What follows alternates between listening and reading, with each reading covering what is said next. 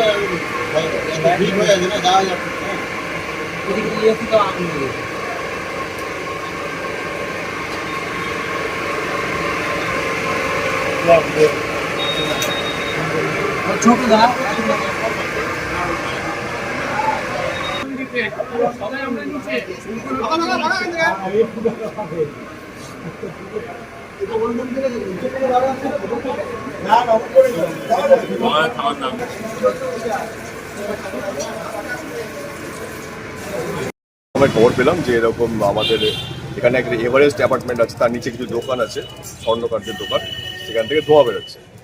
স্থানীয় লোকজন দেখেছে, তারপর আমায় ফোন করে আমি যাই, এসে দেখি যে আমার ফায়ার ব্রিগেডকে ডেকেছিলাম, তারা আগুন নিয়ন্ত্রণে নিয়ে এসছে। দোকান কি বন্ধ ছিল?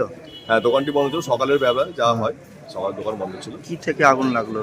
এটা তো এখন ফায়ার ব্রিগেডের লোকরা দেখছে। আমাদের এটা তো সাধারণ কনসেপ্টে আমরা বলতে পারি যে ওই শর্ট সার্কিট, কিন্তু তদন্ত করে দেখছি কি ব্যাপার আছে না। ক্ষয়ক্ষতি দোকানে? ক্ষয়ক্ষতি এই মুহূর্তে কিছু বলা যাবে না।